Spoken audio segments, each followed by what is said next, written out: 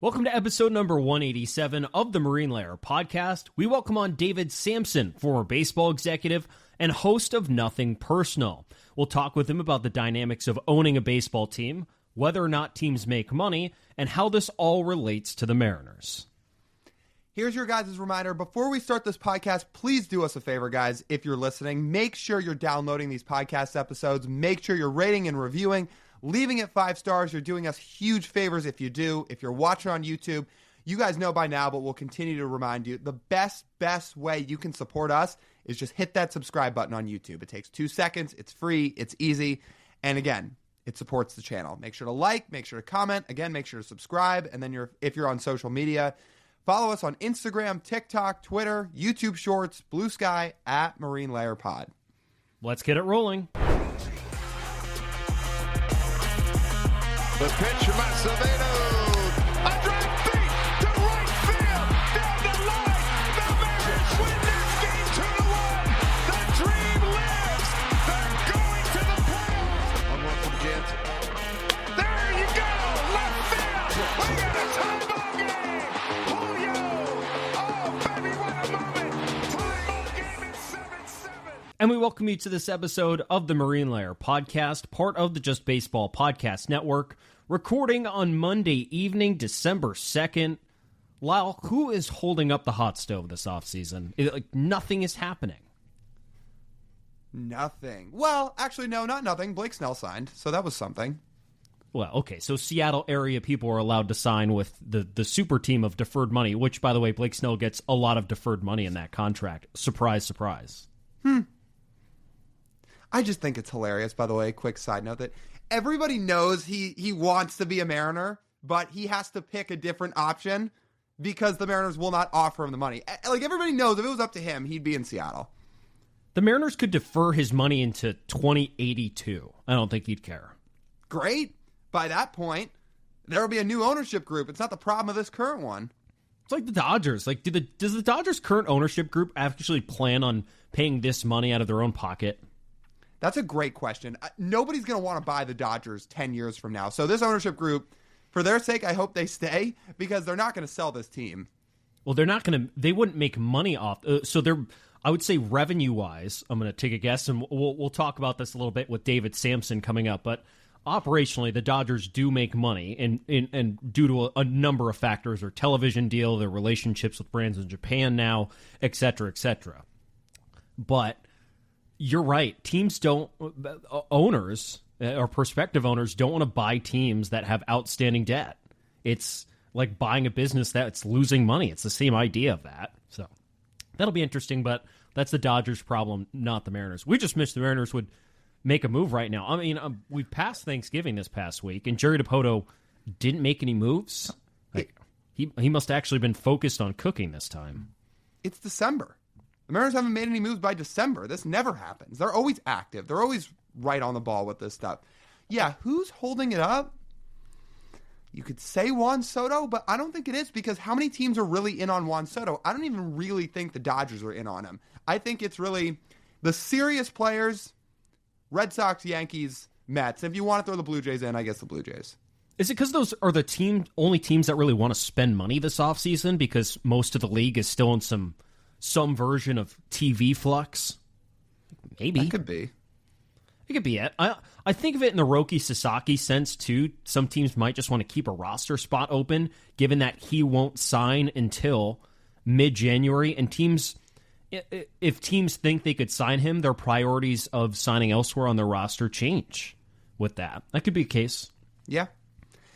It's true. The other part of this is I don't know the quantity of moves the Mariners are going to make this offseason. The quantity may be down. Maybe they only make a couple. Hopefully the couple they make are of significance and impact, a.k.a. if they were to trade for Alec Boehm, that could take a while to come together if that's who they're really focused on, if that's what they're working toward. Rather than in a lot of other off seasons, they make a bunch of moves and they kind of flow in time after time. Maybe this year it's only going to be a couple. Isn't it weird to think about it? This time last offseason, the Mariners had already traded Eugenio Suarez away. And it was this past weekend a year ago, Lyle, if I have my timing right, they traded away Kelnick. Is that right? Yeah, what great vibes that was. Speaking of Gino, So from a content perspective, selfishly, I'd rather have that again. From a vibes perspective, you're right. It sucked. And from the perspective of wanting the team to be good, it sucked. Hey, you know who could use a third baseman right now? The Mariners. You know who went 30 and 100 last year and was one of the 7 most valuable third basemen in baseball last year? Oh, that was Gino, despite a really tough first half. It's funny today that on Monday, there's a Rosenthal article that gets published that's reporting that the Mariners were, in his words, looking to upgrade at third, believing that after the Mariners had previously asserted at the GM meetings earlier that they were looking to upgrade second. If they were going to pick a position, they were going to pick second to upgrade. But Rosenthal's here saying they're looking at third base. What do we choose to believe here? I don't know if I can choose to believe anything. Until they actually physically transact and make moves, I don't know what to believe. I think we know they're going to try and upgrade on the infield. Do I like how they're operating this offseason? No, that's no secret. Everybody who listens to this podcast knows that. Anybody who knows me knows that. You know that. You feel the same way. Operating with a $16 million payroll is a joke. That being said, if the Mariners are going to make impact moves this winter, now focusing just on the Rosenthal report, doesn't it make more sense to actually gear that focus towards second base? And I know I just said that the Mariners trading for Alec Boehm would be great. I think it would be. The problem is once you get past Alec Boehm, who are you acquiring to play third base? There's way more options over at second, whether it's Nico Horner, whether it's Ha-Sung Kim, whether it's others. At third base, it's Boehm, and then what? That's what the Mariners say in their farm system, too, though. If you list out the options the Mariners could play at second, it's Dylan Moore, Ryan Bliss, and you could put Leo Rivas at second base, and you could put Cole Young at second base. Right. They have the options there. And that's why the Rosenthal report likely has that they are more interested in third base. And Rosenthal mentions that in his report, that the Mariners feel better internally about what they have at second than what they have at third. And look, by the letter of the law, and by definition, I understand what Rosenthal is saying. If a ground ball was to roll to second base or to roll to third base, where do you have more depth right now? Second base. Are either good options for everyday players? No, but they do have more options at second base by definition. Yes, Dylan Moore can play plenty at second base. I also think Dylan Moore is much better suited in a utility role than he is in an everyday role. But yeah, if they have to find options at second base, they can do it. I don't know what they're going to do at third base. I think it was friend of the pod, Jason Churchill, was tweeting about this earlier and noting that as the offseason rolls along and teams canvas for what's actually available, needs do change. It could very well be that when Justin Hollander mentioned at the GM's meetings that the Mariners were focusing on second base, they spent the last few weeks calling around about second basemen, checking on the availability of free agent second basemen, and realized, I don't think that's realistic. It's more realistic to go after third base. That's a real thing right there. So when you look at it that way and you look at it what the Mariners have internally, it clicks. That if that is true, the first part I mentioned, what I think Jason mentioned on Twitter, if that part is true, then this part makes a whole lot more sense. I don't think Mariners fans really care which position the Mariners go upgrade, because they're not going to be able to truly upgrade at all three positions given the budget they have. But you just want one, right? You just want one serious acquisition at these positions.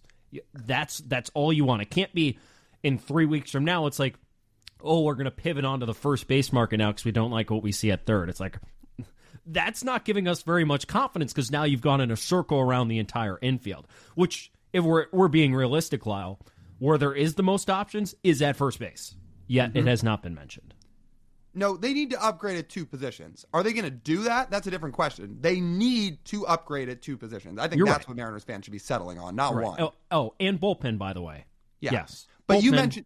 you mentioned I think Mariners fans just want to see one upgraded. No, I think they want to see at least two upgraded. It's just the team has yanked down the expectations so low that people have settled with one. I haven't seriously upgraded at multiple positions since what? I don't even know. Right. So that's why I just want one. Yeah. So because people don't even have the confidence they're going to do one. Right. Because what you're saying is they haven't done it in years and years. So, I mean, after the 22 offseason, it was Teoscar Hernandez was the upgrade. That was a serious outfield upgrade. Mm-hmm. Where was the other one? They didn't do another serious one. Colton Wong, as we could tell, DFA'd midseason, was not a serious upgrade. I think the idea was a serious upgrade, but the execution of it was not. Right. Jorge Polanco last year was supposed to be the big one. Didn't happen. Mitch Garver was supposed to be a big one. Didn't happen. Got demoted. They have not been able to do two serious acquisitions. So that's why when you look at this, one would be a great start. Because people are paranoid. Read our comments. To all of you that listen and don't spend time commenting on our things and might just think Lyle and I reiterating some of these points to try and hammer home, especially about the relievers, by the way. They do need a reliever really bad in that bullpen. High leverage would be great. I know some of you listening don't read our comments all the time, but there is a paranoia out there from a large swath of people that they're not going to do anything. That's why I think one is just so important. Because one, even if it's not perfect, Lyle, even if it's not perfect, one serious upgrade in the offseason and a bounce back across this roster leads to a potential playoff position. How do you think those calls went between Jerry and Justin when they were trying to figure out how to upgrade at second base? Do you think they called Ha-Sung Kim's camp? It was like, hello? Yeah, we're interested in Ha-Sung Kim? Oh, $10 million a year? Yeah, we're out. Bye. Hang up the phone. Well, now they should go to Ha-Sung Kim. No, absolutely not. I'm totally they shouldn't, but that's in their budget. While we're on this topic, I'm spending 30 seconds on this. I think Ha-Sung Kim is Josh Rojas, who, by the way, they just let go. I think he's a good defender and isn't going to hit in the big leagues. I will be shocked if his WRC plus in his first year is over 95. In other words, that is Josh Rojas. And if you spend real money on that, I'm not going to be happy. And it's going to cost more. Mm-hmm. Again, I think Ha-Sung Kim is Josh Rojas. Can you not wait for winter meetings? Jerry's going to trade for someone while we're at winter meetings. Are we going to make a scene while we're there in the ballroom or wherever the main common area is? Well, it just depends what it is. And by we, you. I mean me. Yeah. I mean, you. I can be tame emotionally in public. Yeah, TJ doesn't quite get worked up as I do. He'll get worked up, but not to my level. And yeah, he's probably better about keeping it together in public. If the Mariners do something stupid while we're at the winter meetings, I cannot guarantee I won't just be unhinged. What's going to be the best thing, though, is like Jerry's finishing at walking down the hall, like across the hotel, but we're all going to be on the ground level. So he's going to make the trade. Rosenthal or Paston's going to tweet it out. You're going to go, fuck! And Jerry's going to be like, oh, what's that? Was that because of me? Oh, is that those Mariners podcasters? Oh, boy. But then we're going to walk over to the mic and say, Jerry, first reaction. Mm-hmm. Would you like our reaction to the trade? Not really, guys. What? Why not? Can you give me 15 seconds? Well, it's like, why don't you want our reaction? Well, I heard you across the hall in front of all these people. It's like, I'll be calm. It's like, I don't think so. Right. Speaking of which, another reminder, if you guys are going to be at the winter meetings next week, for any of you that might be listening, please let us know. We'd love to meet up. We'd love to come say hey. We'd love to talk ball, etc. So a couple of you have already reached out. If there's more of you that are going to be there, seriously, please let us know. So we'll talk about some of these. I'm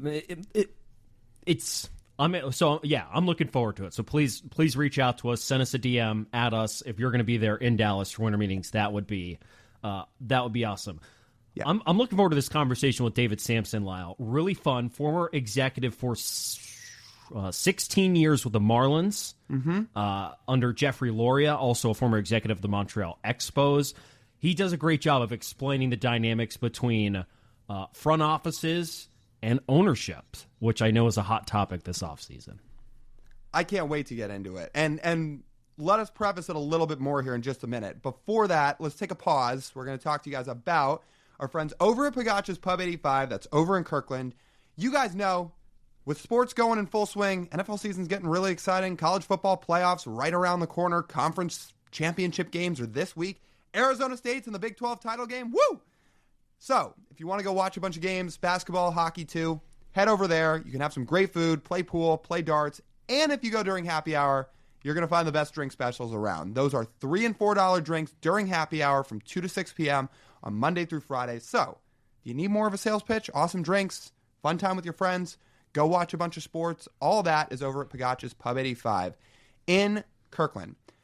Yeah, we wanted to have David on because, yet again, for the second offseason in a row, the biggest headline in Mariners world seems to yet again be ownership and their commitment or lack thereof to fielding a successful on-field product that is capable of truly being a contender and a powerhouse.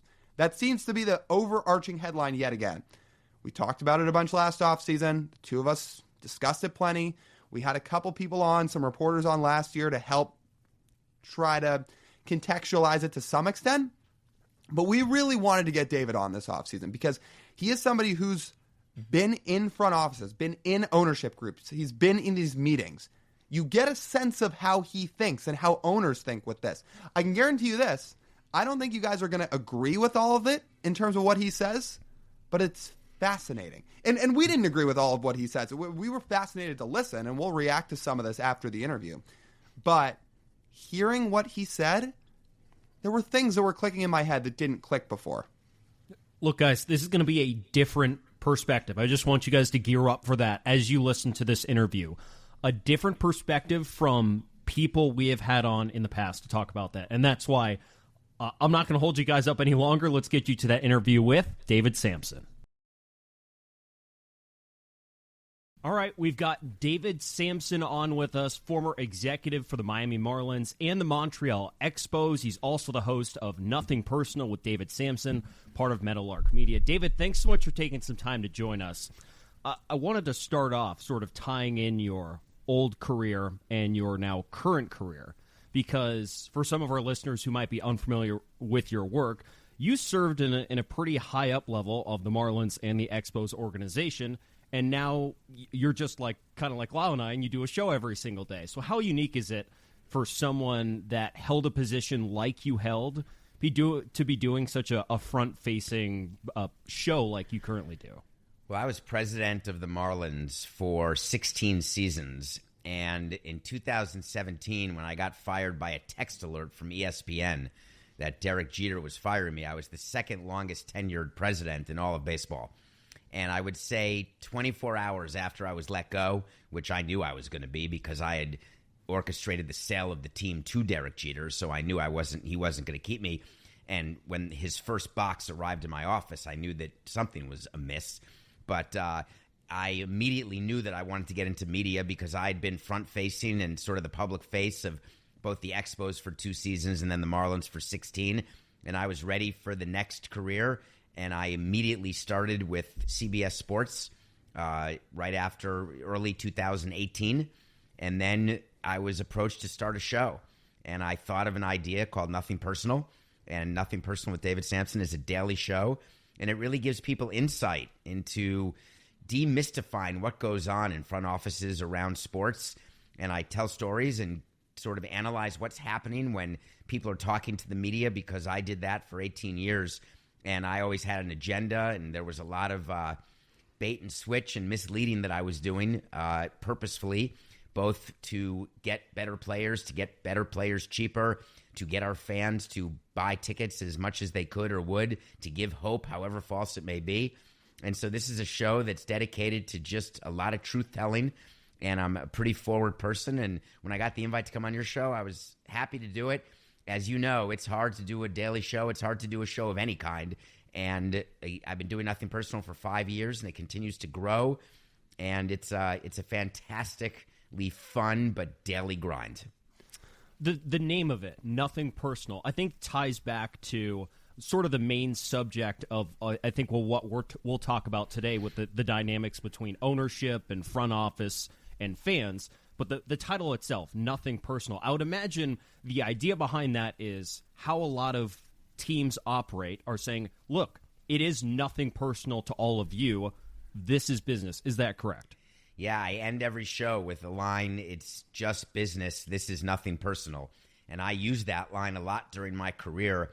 you're crushing a lot of dreams as a team president, whether it is fans when you don't win and there's 29 losers every year, or whether it's players who you're releasing or sending back to the minor leagues. There's always some negativity that you're associated with.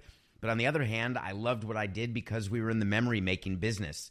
And we did a lot of cool things like winning a World Series and getting in ballpark and hosting an all-star game. So there's all sorts of great dichotomies when you're the president of a team. And if you're going to be someone who's front-facing, you've got to be there when things are bad and when things are good. And that was my specialty through my 18 seasons, and that's what I continue to do on the show. And that's what we should talk about here today if you want to, that there's so much that goes into making a team, and it is hard to be a fan of a sports team because you are signing yourself up for disappointment because there's only one winner at the end of every season.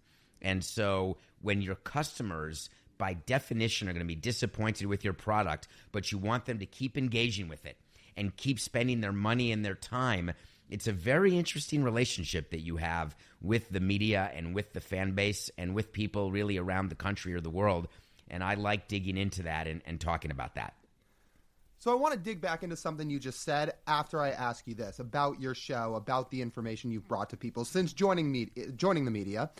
What is something that you've shared that you feel like fans really didn't know about how sports teams, franchises are run until you shared the information and people were like, oh, I didn't know that? I think a lot of what I do is when there are press conferences and press releases, I translate them and explain to people why teams are saying what they're saying.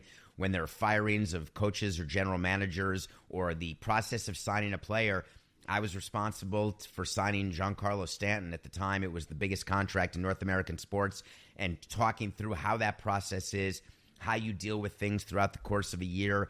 I had a death. Jose Fernandez tragically died, and talking through that. They're just really every sort of experience, from losing 100 games to winning a World Series, from trading away all your players to signing a bunch of the best free agents, and explaining how all of those processes work. I think it's important for fans and listeners, and it's been borne out by the size of the show. People want to hear this. They want to hear the stories. And I've always told people I'm not curing cancer. I'm not splitting the atom. I'm merely telling people how things really worked and trying to take some of the mystique away from what people perceive as these very secretive things and brilliance of sports people, when in fact we're really just like everybody else. So you mentioned signing up to be a sports fan is extremely hard. The two of us could sit here and tell you, absolutely. We go through it every day with a team that's never made the World Series. But I've wanted to have this question answered for so long. I'd probably sit around and think about it way too often. And you feel like somebody that would be a great person to ask it to. So here we go. Why do owners and these billionaires that own teams decide to get into it? And it's a little more of a deep question than that, because I'm sure you're going to respond and say, well, money. It's super profitable. You can make a lot owning a team. But these billionaires, well, one, they're rich to begin with. And number two, there are a lot of ways post-careers for whatever these guys have done for most of their lives to continue to make money as they go on through life. But I guess I've always looked at owning a team as something that was supposed to be a way to give back to the community, give back to your fans, to try to really invest in something for your city. But as we all know, there's a lot of owners in the game that don't really operate like that. Yeah, I don't want to burst your bubble, but let me start at the beginning of your question and tell you that many of the owners who got into the game in the 90s and early 2000s, they got in at pretty low prices. And when you call them billionaires, their assets may be worth billions, but they are not actual liquid at all. They've got a lot of their money tied up in teams, and the teams, many of them do not make money operationally, and they're forced to borrow money or pledge their other assets or use their savings in order to operate teams. And of course, you can get it all back when you sell. But the reason why very many owners don't sell and they hold for a long time, and the main reason they get in, was perfectly stated by Steve Ballmer when he bought the Clippers. And he had a great story that he told, and it is exactly spot on. He was one of the founders of Microsoft. He was an actual liquid billionaire. And he said, I can't get into any restaurants in L.A. I bought the Clippers, and I can do whatever I want whenever I want to. I make a call and say, it's Steve Ballmer, I want to have dinner at 8:22, and they will open the red carpet and he'll have a table wherever he wants. And there is such ego involved because there's so few opportunities to own teams. And when you're an owner of a team, you're just treated in a way that you were not treated even if you started or worked in a huge company. There was an owner of the Astros. His name was Drayton McClain, very successful businessman. And he and I would talk often about how funny it was to own a team and how you would try to take the lessons that you basically did to build up your company or to build up your other business and apply them in baseball, and it doesn't work. And owners get super frustrated by that. Ted Lerner of the Nationals, rest in peace, one of my mentors. Another great example, a hugely successful real estate man. He tried to run the Nationals like his organization, and it totally failed. And so owners are very interesting creatures, and the one adjective I would use to describe almost all of them, they're incredibly thin-skinned. They're not used to being in public. They don't like being criticized. They want all of the accolades. They loved when their hands are shaken and they're asked for autographs and pictures. They don't like reading bad stuff about them. They don't like any negativity, and they always believe that they're right because they're powerful. So it's a very interesting dynamic that happens in ownership, and even down to a team president where you're used to getting what you want when you want it, and then you realize that the vagaries of the game on the field are totally beyond your control. And just last thing, the reason why you see managers get fired and GMs get fired is because owners are thinking that there's a fix to everything, that there's a logical reason why you lose a game, and therefore if you just fix it, then you won't lose a game. And it takes a long time as an executive to understand that there are just certain things that are what they are. So then what are the traits of an owner that is largely successful? I would say the biggest trait is to let people do their job, but I would say that's the trait of a successful CEO of any company. And the thing about owners is that you think that your owner meddles, and I don't know if you think your owner does meddle, but I'll tell you, 30 owners meddle. And it may be degrees of meddling, but don't kid yourself. Every time an owner tells you that, hey, my GM I let him do what he wants. I give him the payroll and the rest is up to him. It's total horse hockey. The owner knows everything that's going on, doesn't read anything in the paper about his team, and will call up his GM and say, I want to sign this guy, trade that guy, do this. Call the manager and say, why didn't you hit and run? And these owners think they're baseball people, and the majority of them simply are not. You mentioned something in your your 2 answers ago where you mentioned that not all these teams operationally make money. Mm-hmm. I'd like to dive into that a little bit more. Where are the shortcomings for some of these franchises that they see their bottom line go into the red? Where are they missing out where other franchises aren't? So the rule that I was taught my first day by Bud Selig is that if your player payroll is 50% or greater of your revenue, you are going to lose money. And he was right 25 years ago, and he's right today. And that is the general rule of thumb. No coincidence that if you look at a salary cap league like the NBA, there's a general rule of a 50-50 split for revenue for payroll, because that's about as high as you can go. But there are owners who go higher. I can tell you the New York Mets are a great example. They get crushed operationally, crushed. And you think that because he's a billionaire, he'll keep doing it forever. He won't, number one. But number two, his payroll is so high that he doesn't have the revenue to cover it. But he's willing to do it because he's a new owner and very much wants to win. But what you've been noticing is that there's not a direct correlation between size of your payroll and winning, despite the fact that the Yankees and Dodgers were in the World Series recently and they were 2 of the top 3 payrolls. It really hasn't been like that. And so I would just tell you that every owners meeting, we would see on the screen, they would just show us the team's EBITDAs, the industry EBITDAs, which means whether a team is making money or losing money, and the cash flow of teams, and the overwhelming majority of teams did not make money. And Bud Selig would say to us, what are you guys doing? And it was all men at the time, and maybe Pam Gardner of the Astros was the one woman in the room. You put yourself through hell for 162 days a year. You're going to lose at least 60 games every year if you're the best team, and then you're going to lose money at the end of the year? "What's wrong with you people?" And he would do it with a little more swearing and a Diet Coke in his hand. But his point was always listened to by owners but never followed. Does that mostly does it mostly come back to TV money, like we've seen the last year plus with some of these RSNs, where that gap is where the teams that make money separate themselves? Well, not necessarily, because they're teams with great broadcast revenue that don't necessarily make money. The Yankees are a great example. They used to take out a lot of money from the Yes Network, and so their team would lose money, but the owners would be fine because Yes Network was throwing off so much cash. But then they sold off a bunch of Yes Network. They took a payment and spent that, and they've been running huge payrolls to no avail, as Yankee fans know. And so eventually you just realize that you've got to run a break-even business if you've run out of the ability to borrow money and you don't want to put your own money in. The disruption of the RSNs is a huge deal because your TV revenue is a huge percentage of your overall revenue for all of the teams. And when it is in jeopardy the way it is now, and when the value of the owned networks goes down, like for Yes and Nesson and Masson and SNY, it really does eventually impact your team and your team payroll. So you mentioned Steve Cohen. I have two questions about him and things surrounding him. Number one, you sound like you don't think he can operate like this forever, which maybe sounds obvious because he spends like crazy, but is it as short term as you're kind of alluding it to be? Is it only going to be for another couple years, you think, that he can do this before it catches up to him? It depends when he wins, but I'll tell you, when you buy a team, you get 5 years of amazing tax benefits because of amortization and depreciation of the assets that you've purchased.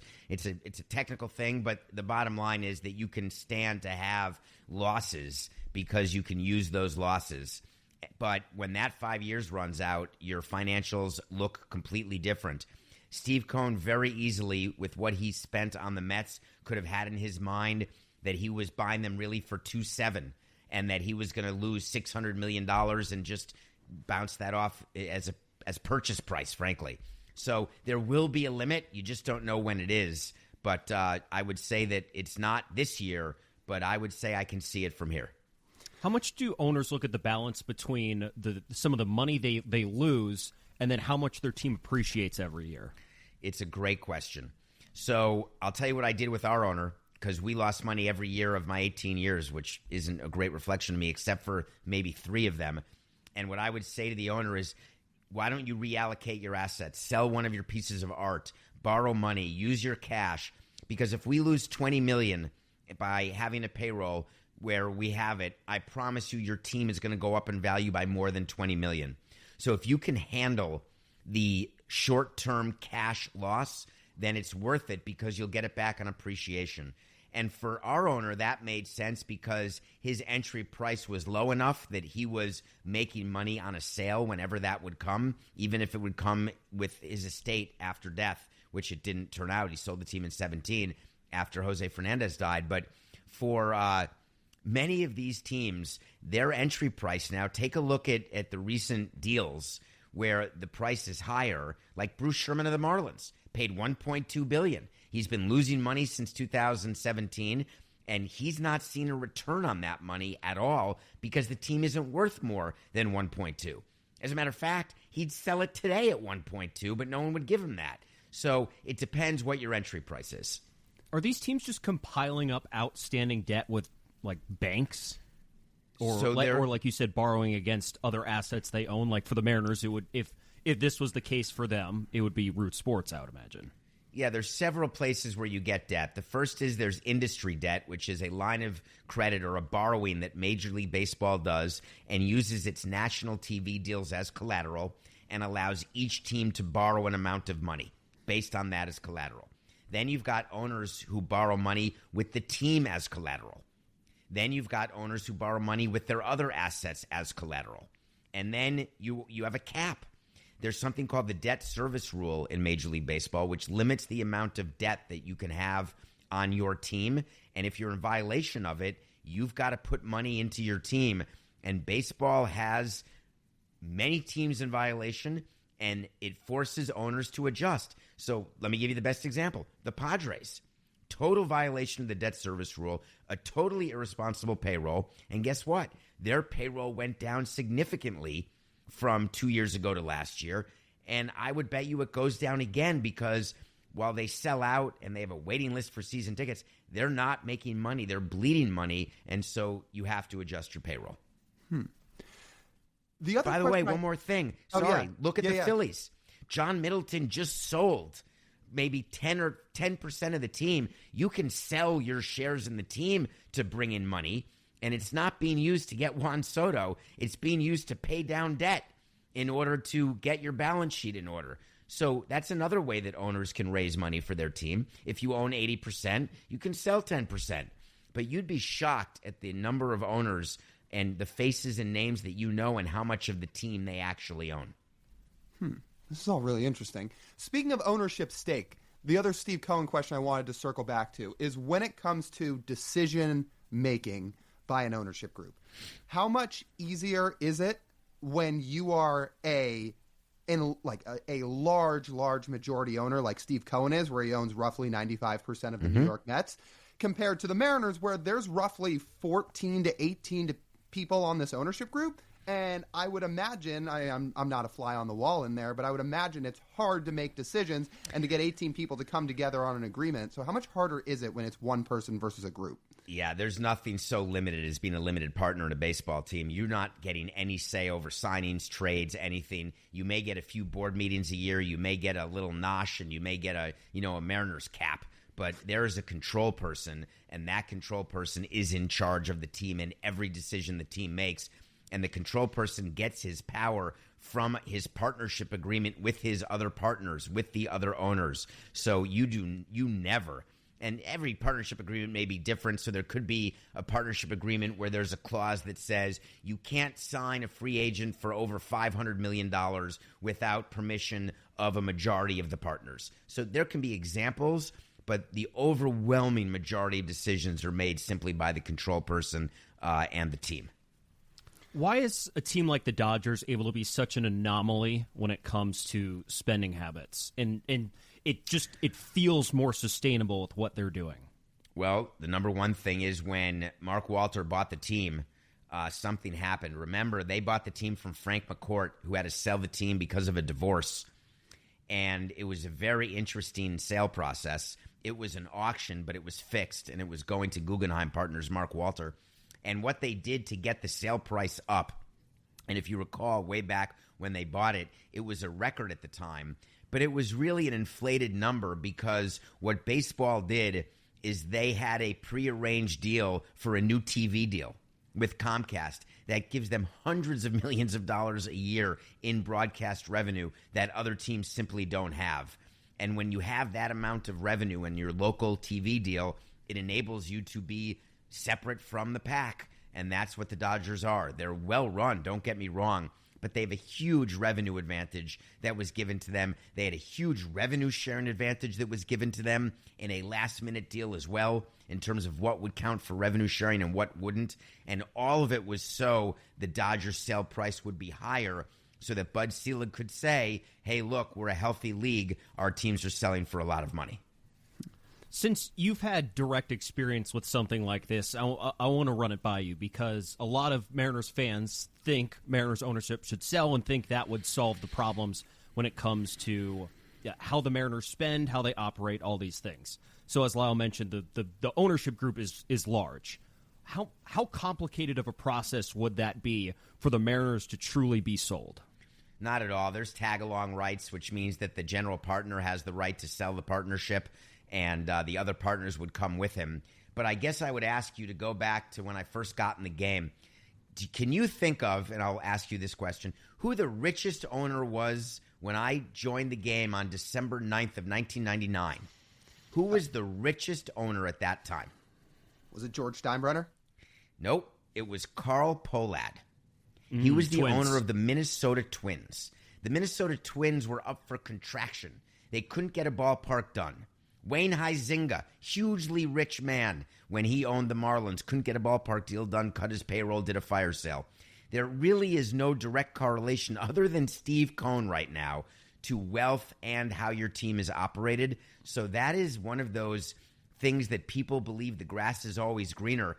Believe me, people in Miami know about it. When our owner sold to Bruce Sherman and Derek Jeter, they thought they had gotten a gift from heaven, and now it's like they want us back or something. So these teams that you talked about do spend a lot, and we talked about Steve Cohen for a bit already, but you mentioned the Phillies, you mentioned the Padres. If it's so financially irresponsible, do you have a take on why they continue to do it?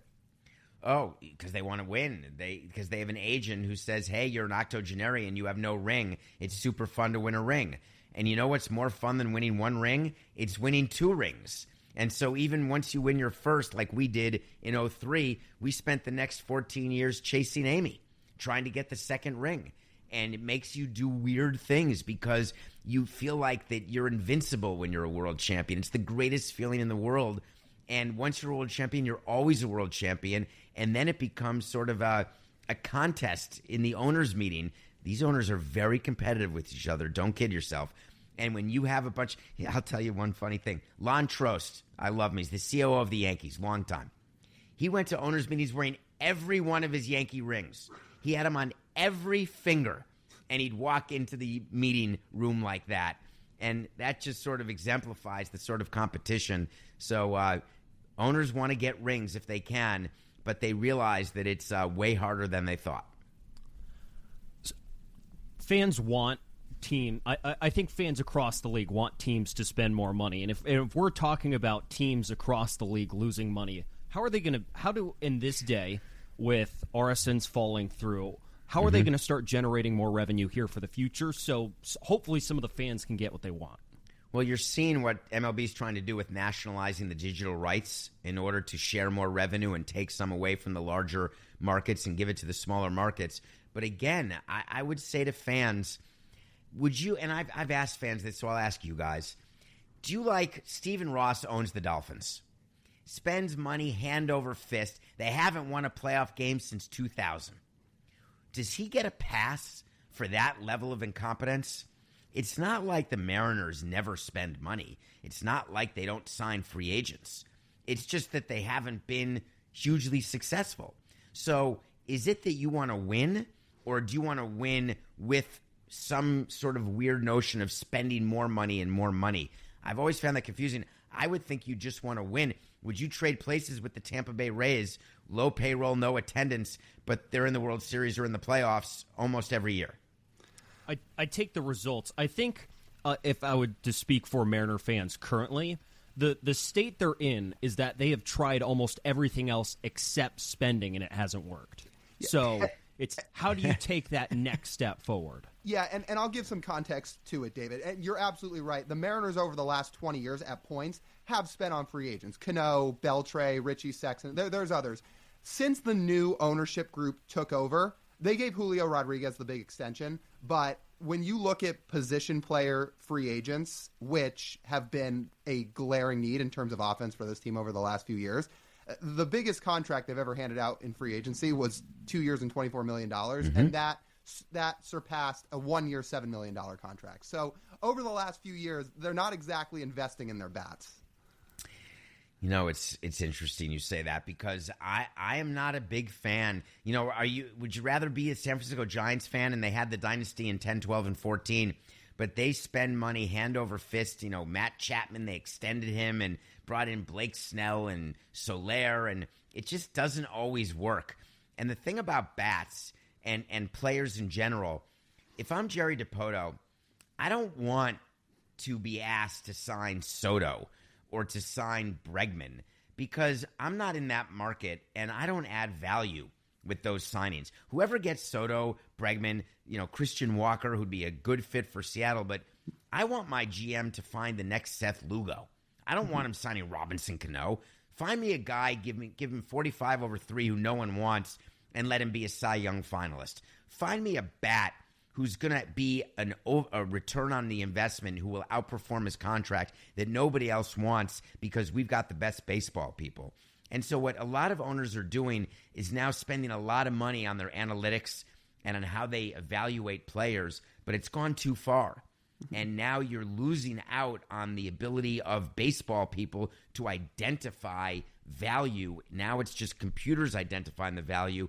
and you don't really win with just doing that. So to me, it's a combination. And, free agent spending, man, you guys got Cano. You don't think that still hurts? Even though he's a new owner, that sort of signing where there's all this excitement during the offseason and it ends up being crap, I would know. I've won an offseason or two and ended up being a crappy team. It's fun to win the offseason, but I'd rather win the season. Yeah, I was just going to quickly say, if the Mariners won with a $15 million payroll and they won the World Series, I wouldn't say a word. It's all about winning. You go. Yeah, like TJ said, what do they have to do to take the next steps? Anyway, go ahead. They have TJ. to make better decisions. Yeah. It's not that they're not spending money. If you look at what they did last year, they signed players that if they hit, he'd be a genius. You'd be calling for the extension.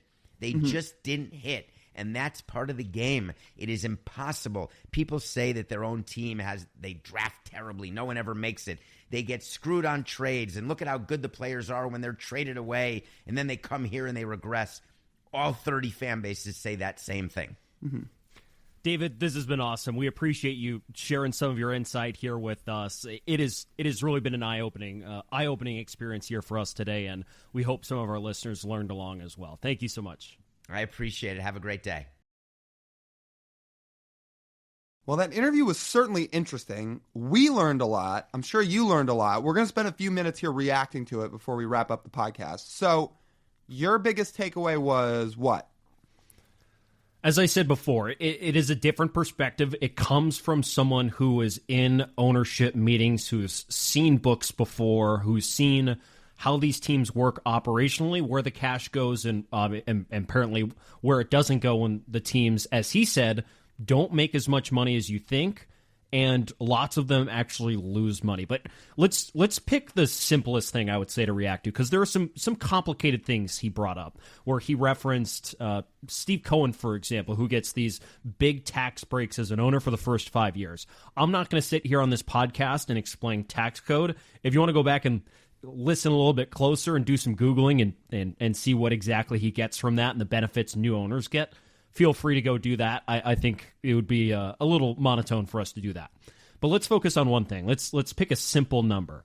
David said the easy number to look at when it comes to baseball teams and if they're profitable or not is the comparison of revenue and payroll. That player payroll should be 50% of your operating revenue.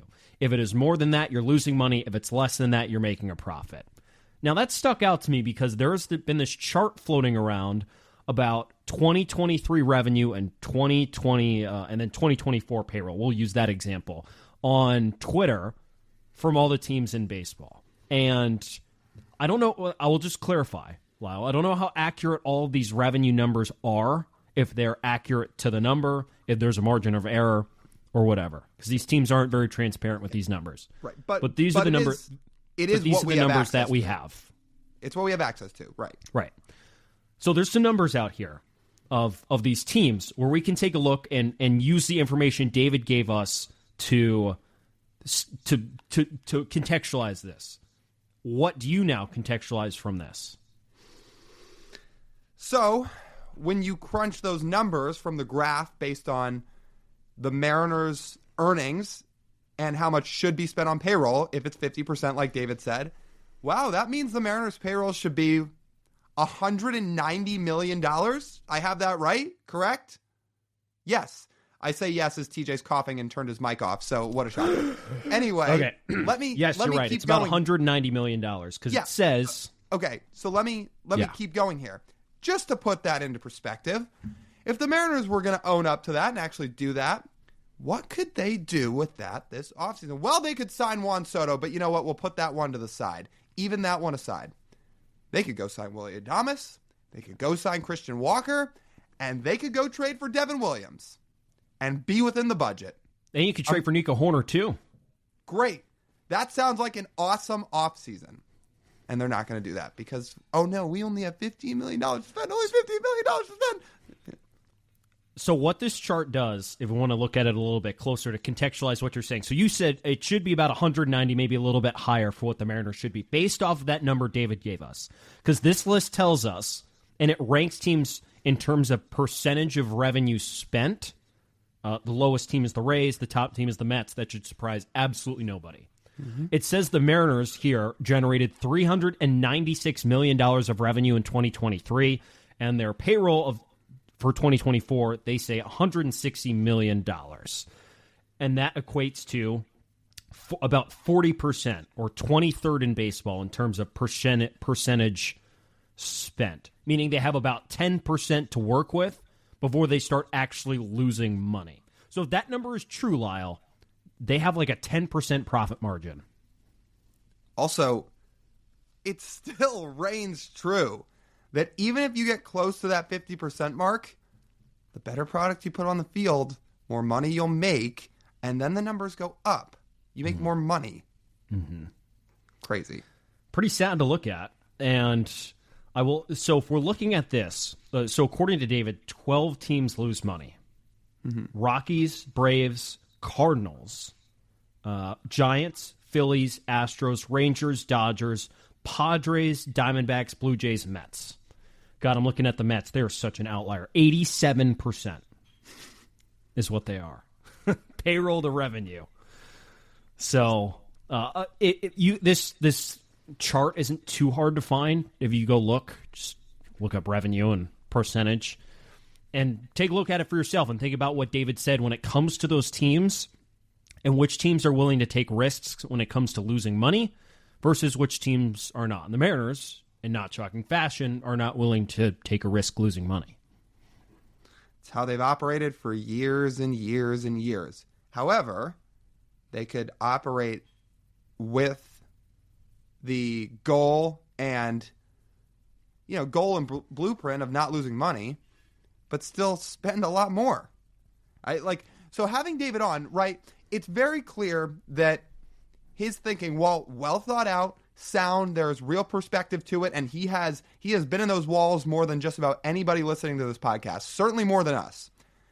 But it's very clear that thinking is very much along the lines of how Mariners ownership probably thinks. This is probably how a lot of the dialogue goes in their meetings. Similar to what David said to us. Looking at the teams that lose money, it correlates with the teams that spend the most money, at least according to David. Not wanting to get up against the budget, not wanting to take risks. A lot of this and what David said to us lines up with the Mariners. So obviously we don't agree with what the Mariners are doing. I haven't heard one person, period, saying, I love what this ownership group's done. I have not heard a single person say that. But if you want perspective from how they think, I think David gave us a decent example and a decent simulation and replica of what that looks like. Mm-hmm. So we're just going to have to see. And I'll say my last thing on this is that what David is saying in terms of 50%, and he used other leagues as examples of this for being true. In other CBAs that have straight rev shares and have salary caps and all this, the split is 50-50 between players and owners because that's the profitability point for a lot of these franchises, 50%. And Major League Baseball has a different structure with not having a salary cap and not having a salary floor, so there's a little bit more of a fluctuation with this. But even if the owners really are losing money, I'm just going to note this. Fans don't care because they want to win. And they want to see the team and the community brought together with a good product on the field, whether or not the people who are 1% or 1% lose some money on their business. But then time is a flat circle because fans don't care about owners and billionaires losing money, but the owners don't care about the fans getting mad. So time's a flat circle. Fans want the owners to care and don't care if they lose money. Owners don't care if the fans are unhappy. They just want people in the ballpark and buying their product. Yeah. What a dynamic, dog. What a dynamic. I'm glad we had David on, though, because it is as different a perspective as we've had on this topic as the almost 2 years of this podcast that we've done. Very, very, it was good to have it on. Extremely interesting. I am going to guess a lot of you got to learn more than you ever knew about ownerships and how they operate before listening to this or after listening to this interview, because I know that we did. again, I said it before the start of the interview. There were things that did not click in my head that David helped us contextualize and say, oh, okay, we might not agree with this, but this is why sometimes they do what they do. Now, I'm sure there's very smart people out there that have the exact opposite opinion about this. We'll have to try to get some of those people on in the future too, if we can find them. But yeah, extremely interesting. If stuff comes up again about the Mariners and their ownership, which I'm sure it will, I'd be fascinated to have David back on again, because most of the questions we had, he answered. And he had well thought out reasoning behind it all, even if you don't agree. So I'm hoping he can be kind of a springboard for us moving forward in terms of if we have more questions. Oh, by the way, last quick thing. He mentioned the Robinson Cano contract being a bad contract. We were up against the clock with David a little bit because he's a busy guy. He only had X amount of time. So I didn't get the chance to say, well, we thought that was a good contract. We did not think that was a bad contract in any way. But I guess that goes back to what we've been talking about, where our perspective is going to be different than his, right? Yeah, I mean, the question just is, based on all the winning that you had and the increased attendance you got from Robinson Cano, why was that a bad contract? Right. Exactly. Again, we didn't quite have the chance to ask him that because he had been nice enough to already give us a nice chunk of his time. And again, he's a busy guy, but maybe next time that'll be something we have to circle back to. All right. That'll just about wrap up this edition of the Marine Layer podcast. You guys know the drill. You want to listen to the full form podcast, you can do so wherever you get your audio pods. Make sure to download, make sure to rate and review, leave a 5-star review. You're really helping us out if you do. If you're watching on YouTube, like, comment, and please hit that subscribe button. It really helps support the channel. If you're on social media, which I know most of you are, go follow us over there on Instagram, TikTok, Twitter, YouTube Shorts, Blue Sky, at Marine Layer Pod. That's TJ. I'm Lyle. As always, we thank you guys for tuning in. We'll talk to you soon.